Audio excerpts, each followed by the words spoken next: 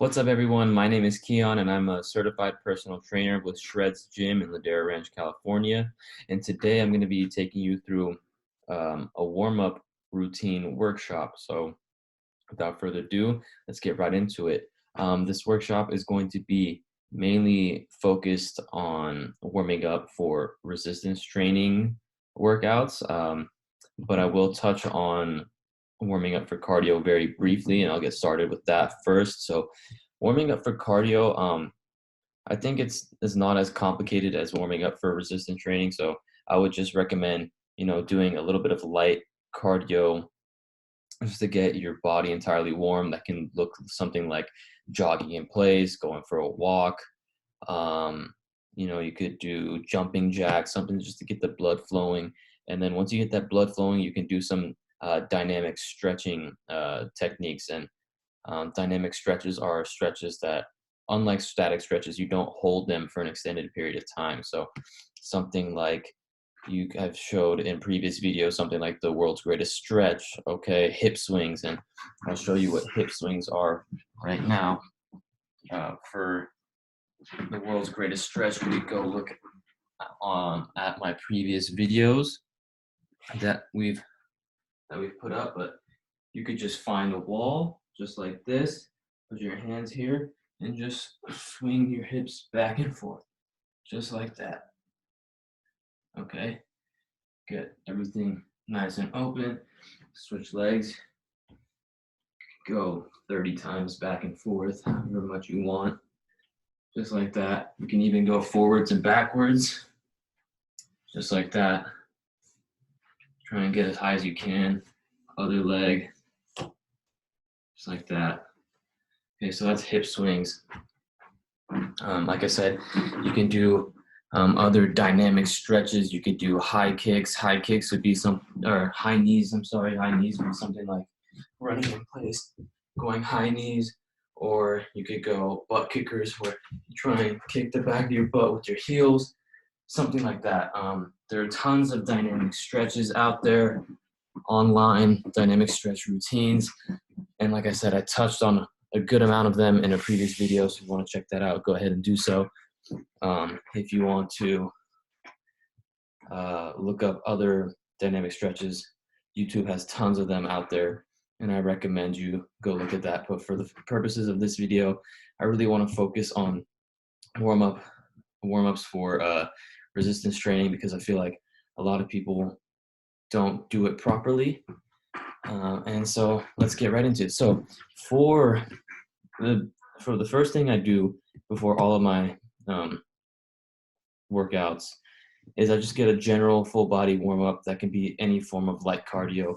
I usually do an elliptical just because it involves upper body. I'll do it for anywhere from 2 to 10 minutes depending on time restrictions for that day. And so the purpose of the warm up is obviously get your body warm, get your heart rate up. So you want to get a little bit of a sweat in. You don't want to just be going so slow and so lightly that you're not really getting anything out of it. So go for a few minutes, go decently hard, get that heart rate up, get a little sweaty. You can do any form of cardio that you want: walking, treadmill, stairs, elliptical, bike, rowing machine.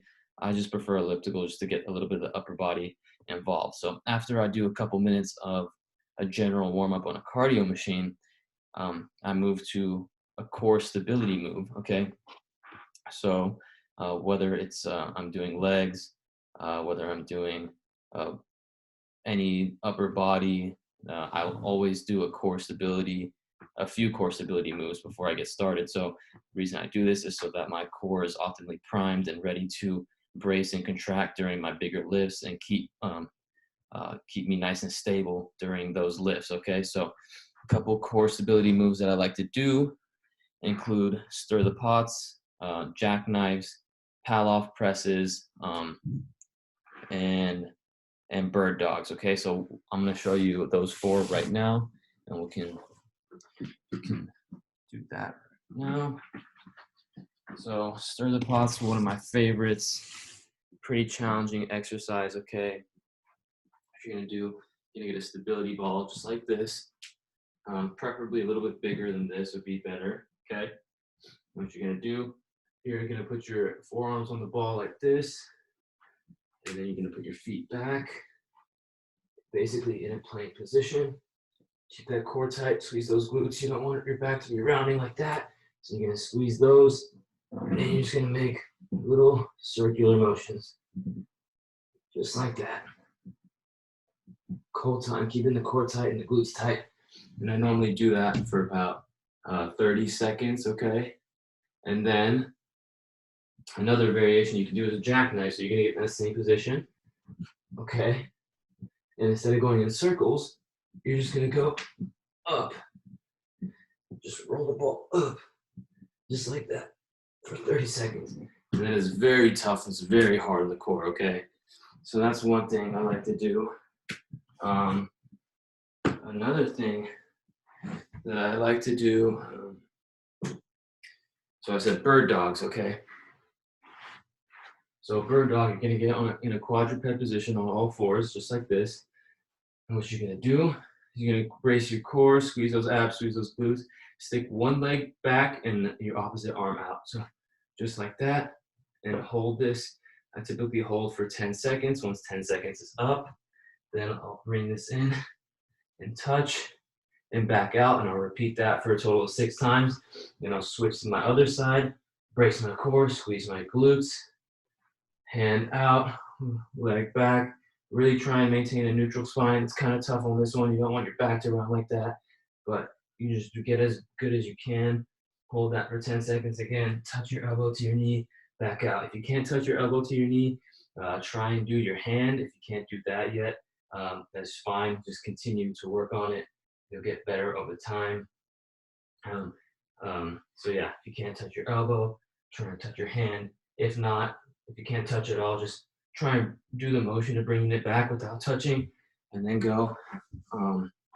So those are bird dogs. And the last thing I like to do is a Pallof press. Usually I use a band or a cable for that. So I have a resistance band here.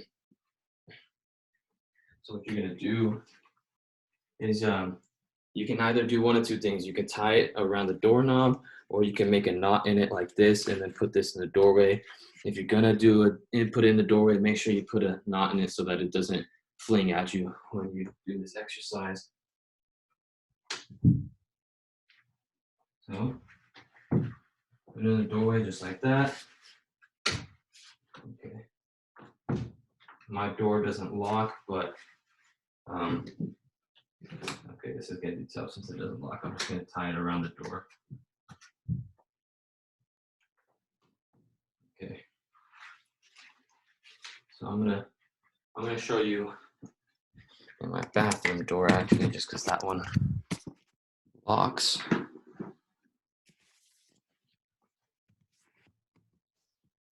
Okay, so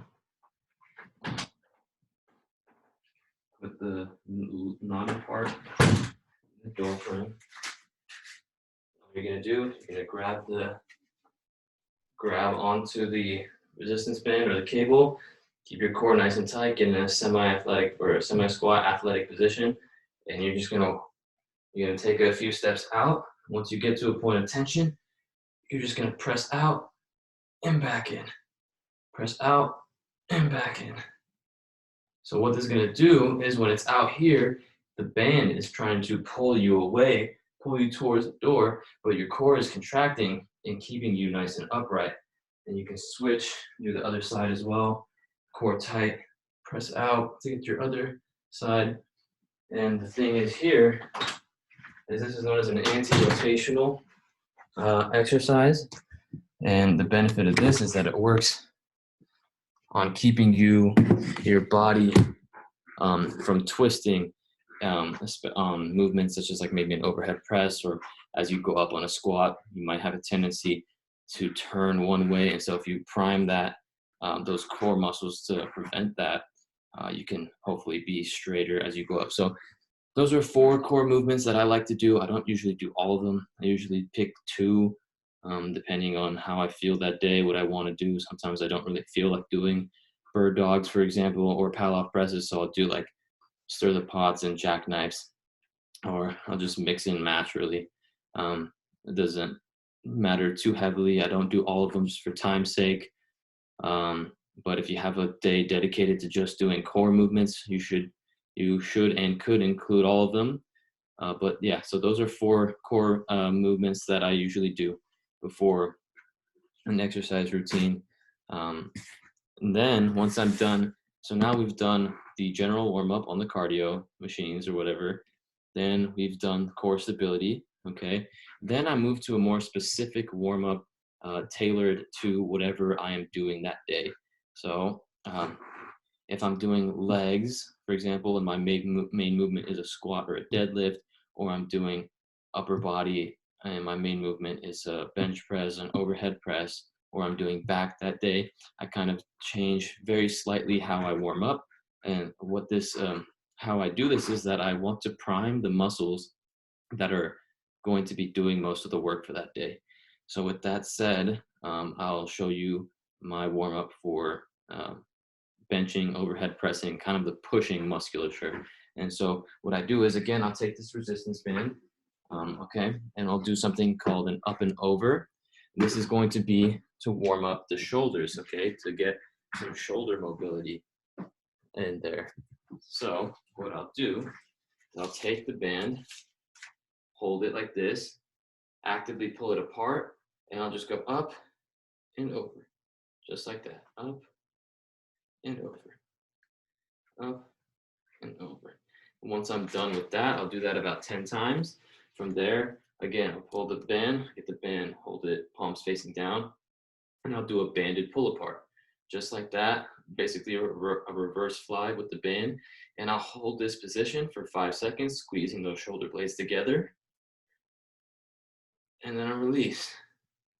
And then I'll do it again, squeeze for 5 seconds. And I'll do that for 5 to 10 times. And I'll repeat both of those 2 to 3 times through to get my shoulders nice and warm. So the good thing about the banded pull aparts is it really warms up your rear delts, your rotator cuff, all those muscles back here, so that for one, when you're doing something like a bench press, you have a nice stable base to push from. If you're doing an overhead press, those muscles are going to be acting as stabilizers when you're overhead. So all of these muscles are going to keep you stable as you're pressing overhead like that. So that's why I do those before an overhead pressing day, okay, or any type of shoulder movement or chest movement day. So it doesn't have to be specifically bench or shoulder pressing, but any like chest or shoulder day, I'll do those movements beforehand. And something, last thing you can do to warm up your shoulders is called the variation of a farmer's walk. So you're gonna get a weight, okay? You're gonna get a weight, I have a 10-pound dumbbell here. And what you're gonna do is you're gonna hold this dumbbell out in front of you, making sure you have a nice 90-degree angle here with your arm parallel to the ground. And you're just gonna walk, just like this, core tight, back and forth, okay? Just to warm up that shoulder. Really, it's a nice contraction on your shoulder. Then you can switch arms, keep it out in front of you, 90 degrees, and walk like that. And obviously pick weight that you can handle for a good amount of steps. I'm only doing a few steps here just so I can stay in the picture frame. But do it, I want you to, if you're going to do that, I'd have you do it for probably 10 to 20 steps and do that twice as well if you need to. So that's pretty much it for warming up for shoulder and my shoulders. One more thing that I like to do before chest day, specifically before bench pressing day, but any type of chest day, I like to do tempo push-ups. So what that's going to look like is you just do a normal push-up, except it's going to be very, very slow. Okay. So I'm going to get in push-up position. I do push-ups on my knuckles just because it's nicer on my wrist. You don't have to, but this is how I'm going to show it to you. So get into a push-up position, and I do a very slow push-up. usually 3 to 5 seconds. On the way down, I'll pause for 1 second and back up. Pause for a second and back up. So the reason I like to do those before a chest day is because doing, obviously, push-ups is going to warm up your chest muscles, your shoulders, and even your triceps because they're all activated there. But doing them slowly adds in the benefit of kind of getting a weighted stretch on the muscle. So you're stretching it, but you're also getting those muscles primed and ready to contract for or during the actual bigger movement, such as the bench press. So that's why I really like to include those in there. So again, those are my go-to movements for warming up before a chest, shoulder, tricep, or as I go by a bench or overhead press day. The next thing I'll want to go into is what I do before leg days. And I split up my leg days into squatting days and deadlifting days. And for the most part, the warm up is pretty similar. Just like maybe 1 or 2 differences. So without further ado, let's go into squatting. So the first thing I do for squatting, obviously, I'll do my core stability movements. And then once I'm done with that, I'll get into glute bridges, okay? So what a glute bridge is, as I've shown before in previous videos, you just get on the ground here, lay on your back, knees bent, feet flat on the ground, okay? Hands can be anywhere, I just have them at my side. You squeeze your glutes and push up here, thrust up and squeeze.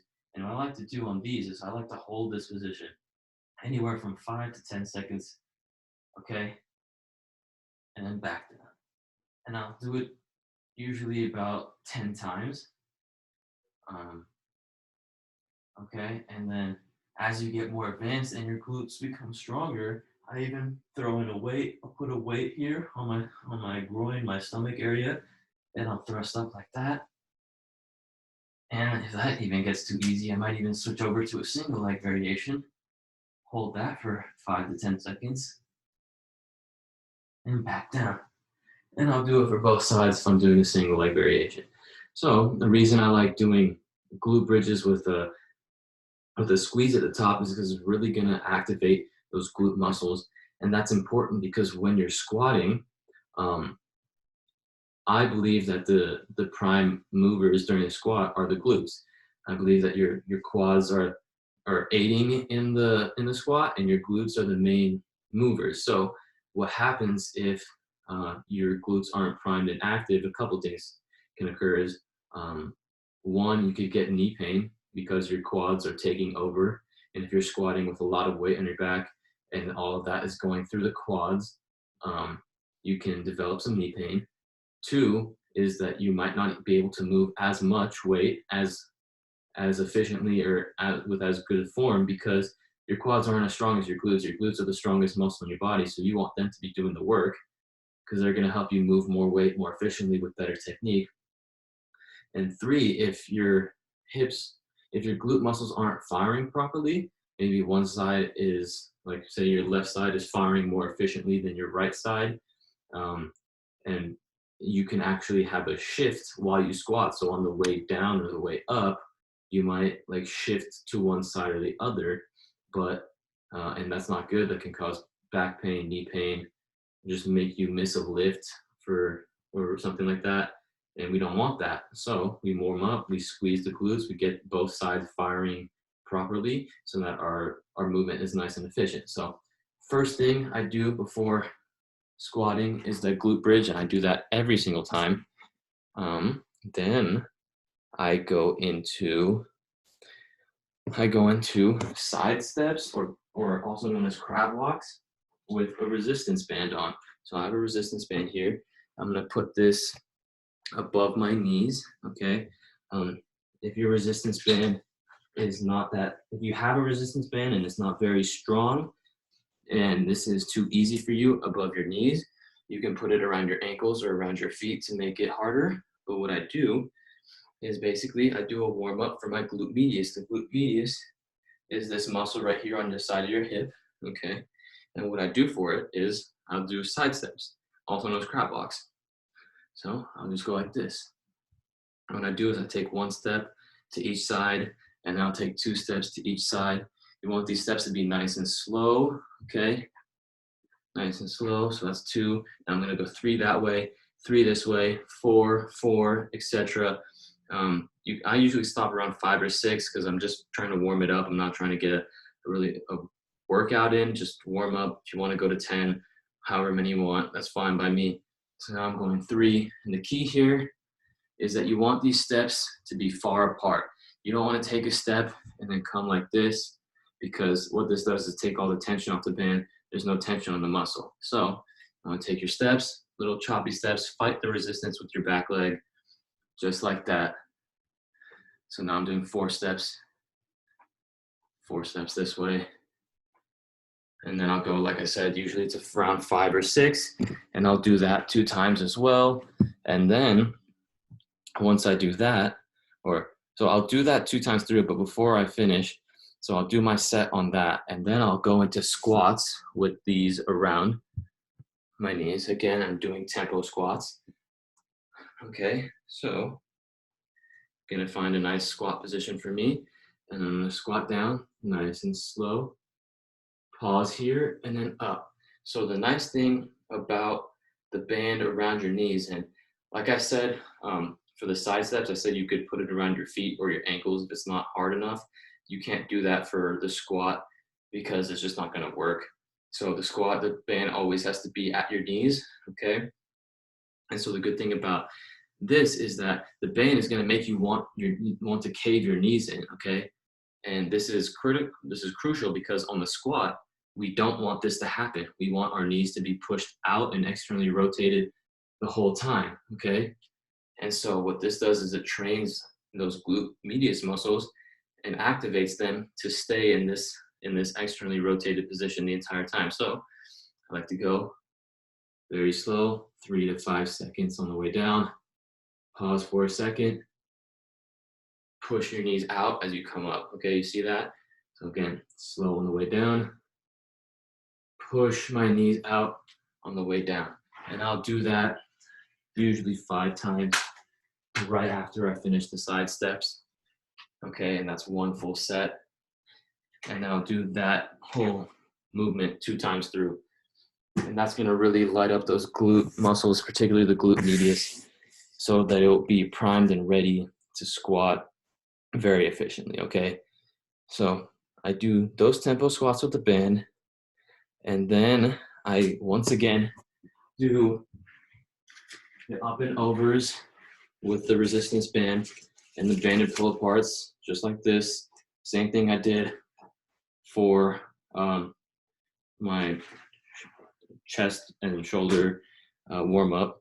The reason I do that is because if you're squatting, particularly if you're doing a back squat, all that weight is going to be on your back. So you want a nice shelf to rest that weight on, rest the bar on. And what this does is activates those muscles, hopefully give you a little bit of a nicer shelf to put that weight on, okay? So that's the reason why I do that. Plus, if you don't have proper shoulder mobility, it's going to be hard to get your shoulders underneath the bar. It can cause shoulder pain, elbow pain, and just throw off your whole squat. So I'll do that as well. And then the last thing I'll do before a squat is I'll do what's called a goblet squat, and I'll hold it at the bottom. So a goblet squat is just you're holding the weight in front of you and you do a squat. I typically do it with a weight plate, like a 25-pound weight plate. The weight isn't so important as is just doing the motion, holding it. At this time, I don't have a weight plate in my room or at my house, so I'm just using a dumbbell. So I'm going to keep the dumbbell right in front of me. What I'm going to do is I'm just going to squat down, get into a deep squat position, and just hold this position. So the nice thing about having a weight in front of you is it counterbalances your body so that you can get into the deepest position possible. It's easier to go deep with the weight in front of you. And so what I do is I just hang out here for maybe 5 seconds, kind of play around, get these ankles nice and mobile, bounce up and down to work on those hips. I push out with my elbows, make sure my groin is nice and loose. And then after 5 or so seconds, I'll come up and I'll do it again, sit back down, And I'll just stay here for a few, bounce around again, move around, make sure my hips, ankles, groin, all nice and loose so that my squat is comfortable, and then I'll stop. So I do that again about 5 times before, just one time through, but 5 reps just to get everything nice and loose, especially those hips. And then that's what I do for my squatting routine, or before my squatting routine, before my leg day. And now, so just to recap, so I do the general warm up on the cardio and the core stability movements that I showed you previously. Then I'll get into the specific warm up for squats, which included the glute bridges with the hold, included the side steps with the band into the tempo squats with the band, and then doing the up and overs and the banded pull aparts with the hold and squeeze, and then doing those goblet squats with the hold. Now, obviously, you can modify this as you wish in order to, that's my kitty right there. You can modify it as you wish in order to, for your time restraints. If you don't have a lot of time, you might not be able to do everything. Just do as much as you can. And then now we'll get into what I do before deadlifting. So deadlifting, like I said, is going to be pretty similar to what I do for squatting. So before deadlift, I'll do the glute bridges with a hold. I do this because I want to activate my glutes again. I believe that the prime mover of a deadlift is the glutes and the hamstrings rather than the back. I think the back is just aiding there, especially if you're doing a sumo deadlift, which is how I deadlift. So I'll do these to warm up my glutes so that they're working properly and takes the pressure off my lower back. Then I'll also do these side steps with the band. Okay, so those side steps that I showed you to get those, the glute medius activated. I don't, however, do the squats, okay? But you're more than welcome to if you'd like. However, I switch out and exercise more specific to the deadlift, which I will do a kettlebell swing. So I'm going to show you that. Okay, so I don't have a kettlebell. Again, I just have a dumbbell. Okay, so what you're going to do is, if you had a kettlebell, you'd hold the kettlebell. Since I have a dumbbell, I'm holding it like this. And what you're going to do is you're going to bring the weight down, and you're going to swing the weight up, and do so by really contracting your glutes forcefully and explosively. So it's not just like a little lazy contraction. You're going to really squeeze those glutes and swing the weight up, okay? Squeeze the glutes and swing the weight up. Your hands are just along for the ride on these kettlebell swings, and it's a little bit tough for me to demonstrate it without an actual kettlebell. But when I'm doing them, I don't really have, my hands are on the weight, but it's almost as if I'm like letting go in midair, because I want to emphasize not using my arms or my shoulders that much. So I'll almost be releasing it as I go up, but my hands will be hovering around it, just so I can focus on my glutes being what drives the weight up, okay? So again, I'm gonna show you a nice, quick, explosive swing. I'm gonna go here, and we're gonna squeeze, just like that. Okay, so that's what we're gonna do, or what I do before a deadlift, and I do that because that kettlebell swing motion kind of mimics the hinging motion of a deadlift, whether it be a conventional deadlift, a Romanian deadlift, a sumo deadlift. It's all a hinging motion, and that's kettlebell swinging motion is a hinge right here. When you go here, that's a hinging pattern. So I do that just to warm up that specific movement pattern. Okay, from there, I go into a tempo pull-up. So what a tempo pull-up is I grab a pull-up bar, and I'll do a pull-up. I'll probably pause for maybe a second, and on the way down, I release it very slowly. 1, 2, 3, maybe even going to 5 seconds, and I'll do that for 3 to 5 times. What that works on is it primes my lats, okay? And it also stretches them out. Again, it gives you that weighted stretch, the same thing you saw with the bench or with the push-ups, the slow push-ups on the chest day. So it gives you a nice weighted stretch there. And what that does is that increases the mobility of your lats without having to actually like do a lat stretch. And then it activates them so that they'll be activated during your deadlift, which you definitely want them to be activated during your deadlift. Okay, so so that your back stays nice and straight and it doesn't round while you're doing it. If you don't have a pull-up bar, can't do a pull-up, you can do any type of lat activation that you want. You could do like a lat pull down. They have lat pull down machines. You could do the same exact motion. You could do a straight arm push down. I don't have any of this equipment in my room, obviously, but you have the cable machines with the kind of straight bar there, and you put your hands on the weight and you kind of like pull it or push it down with your lats. I know that's not the best demonstration. If you want to look it up on YouTube, you're more than welcome to. You can do that. You can even do various rowing variations, like a single arm row or such as that, and activate your lats that way. These are all great ways to activate your lats, but I definitely recommend activating your lats before deadlifting and even before squatting too, if you have time. Okay, and then the last thing I do before deadlifting is, again, I'll do those goblet squats with the hold at the bottom just to open up my hips, get them nice and loose. And then that's pretty much it. Then I'll get into using the weights. Now, what I do before any exercise is, so that's my general warm up, but then I'll do a warm up while I get to the actual weight or machine or whatever exercise I'm doing. So if I'm doing squats, I'll warm up with the bar, and then I'll put a few pounds on the bar, and I'll do that. Okay, kitty, stop biting me. And then I'll do a few pounds on the bar, and I'll progressively increase that until I get to the weight that I want to work with, known as your working set, and I'll go from there. And I'll do that for all of my movements. I'll do that for benching, for shoulder pressing, for deadlifting. And then once I do basically like a couple, maybe 1 to 2 reps at each weight, and how you increase the weight is kind of dependent on your own level.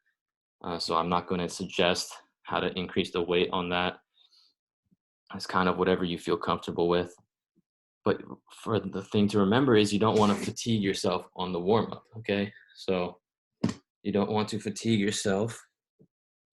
Okay, so don't go too many reps. Don't do like 7, 8, 10 reps each time you put weight on the bar if you're just doing it for a warm up, and don't do too much weight. Okay, so that's something to consider.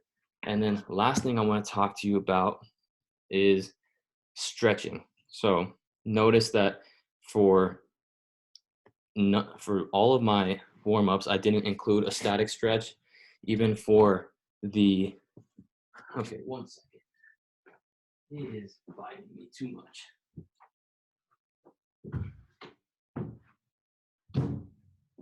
Okay, so notice that for all of my warm-ups, I didn't include any static stretches. Okay, so even for the cardio, I didn't include any static stretching. I include dynamic stretching, which is where you take a muscle to its tension point and then hold it for a couple of seconds and release, as opposed to the traditional holding it for 30 seconds to a minute.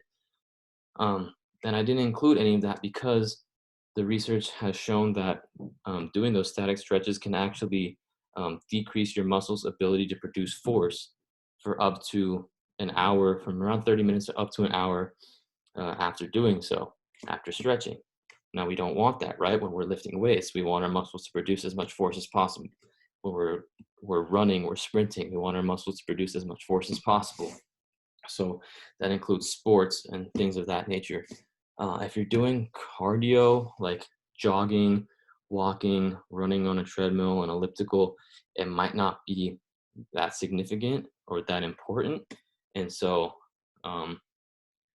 but still, I'd prefer if you do dynamic stretches before the workout and those static stretches after a workout, okay? And so what I wanted to say is though, that's how what I prefer. That's how I choose to incorporate stretching in my routine. But the thing is, if you are so stiff and so inflexible or immobile that you can't get into, say, a squat position without pain, or you can't go all the way down without like falling over, and it's so bad that you need to stretch or you need to foam roll just to be able to get into the proper positioning for an exercise, such as a squat, a deadlift, or whatever, that's the time where you say, okay, hey, I'll probably take this, I'll sacrifice the maximal or optimal force output in favor of being able to safely reach the right range of motion. So that just depends on how you feel on any given day. Um, However, if you're doing these warm-ups properly, you should be good to go. I mean, I included dynamic stretches in pretty much all of these, my my warm-ups that I showed you guys. So hopefully it wouldn't be an issue. But like I said, if it comes to that, that's how you decide whether you need to stretch or not, okay, beforehand. But like I said, I suggest not doing so. So that goes for foam rolling too. Foam rolling, I'm not sure if the research has shown that it decreases force output the same way that static stretching does. But still, I'd prefer to do it after a workout rather than before. But if, like I said, if you're so sore or so tight that you just can't do the movement, go ahead and do it in that situation. So just to recap, so for cardio workouts, do a light cardio beforehand, just to warm up, get that blood pumping, do those dynamic stretches. I know I didn't really show a whole lot, but I have videos in the past that I've made for you guys that have some dynamic stretches, and there's tons of dynamic stretches online on YouTube out there. So go ahead and look for those, since that wasn't the focus of this video. And then, like I said, for my warm-ups for resistance training, it's dependent upon what I'm lifting on that particular day, whether I'm doing legs, whether I'm doing pushing muscles, so chest, shoulder, triceps, whether I'm doing pulling muscles, which are going to be your back and your biceps, and then I include deadlifting on those days. So we're going to have that general warm up, the light cardio if there's time. If not, that's the one thing I usually bypass if I'm on a time restraint. Then you go into that specific warm up, which is going to be specific to the muscles of that particular workout. So you're going to have your bridges or your glute bridges and your slow squats and that type of stuff for your squatting day, your leg day. You're going to have the glute bridges and the kettlebell swings for your deadlifting days, in addition to the other few exercises that I showed. And then you're going to have your up and overs, your farmer's walks with a 90-degree angle, and then your slow tempo push-ups on your pushing days. Okay, so that's what I have for you. That's personally what I recommend when working out, just to make sure everything's moving optimally and you get the most out of your workout. And I hope you enjoyed that, and good luck. Thank you.